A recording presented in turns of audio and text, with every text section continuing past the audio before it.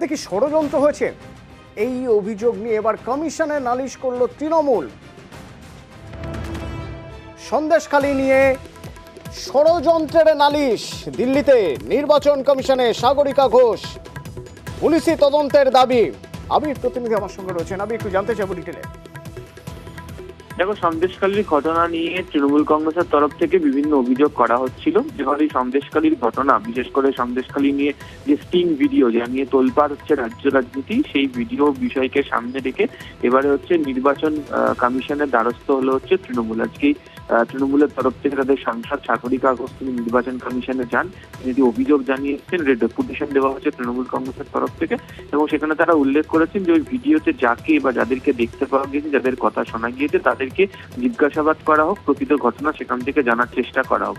আর দ্বিতীয়ত হচ্ছে যে সন্দেশখালীর এই ভিডিওকে প্রসঙ্গকে রেখে আসলে ষড়যন্ত্র করা হচ্ছে। এক্ষেত্রে দাঁড়িয়ে বিজেপি নেতৃত্বের কয়েকজন সেখানে যুক্ত রয়েছেন, তাদের বিরুদ্ধে যাতে যথাযথ ব্যবস্থা গ্রহণ করা হয়।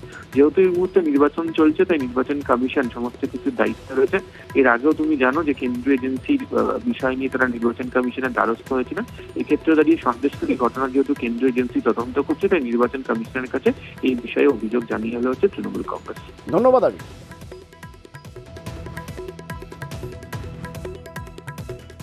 শুভেন্দু অধিকারী, গঙ্গাধর কয়াল আর শান্তি দুলয় আর অন্যরা যারা সন্দেশখালীতে মিথ্যে প্রচার করেছেন, নারীর বিরুদ্ধে অন্যায় করেছেন, অপরাধ করেছেন, এই বিষয় নিয়ে আমরা চিঠি দিয়েছি।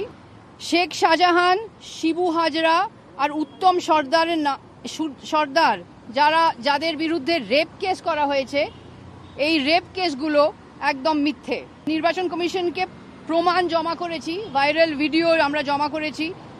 আমরা চাই যে অবিলম্বে শুভেন্দু অধিকারের বিরুদ্ধে ফৌজদারি মামলা হোক, আর যারা ভিডিওতে দেখা গেছেন ওনাদের ডিটেন করে ওনাদেরকে জিজ্ঞাসাবাদ করা হোক। দিল্লিতে নির্বাচন কমিশনে তৃণমূল, বিজেপি কিভাবে দেখছে? সমীক ভট্টাচার্যের বক্তব্য। আমরা তো জানতাম তৃণমূল রয়্যাল বেঙ্গল টাইগার, বাঘ নালিশ করতে যায় তো প্রথম শোনা যাচ্ছে। তবে এটুকুনি বলতে পারি যে গঙ্গাধরের ভিডিওর হাত ধরেই তৃণমূলের গঙ্গা যাত্রা সম্পূর্ণ হবে।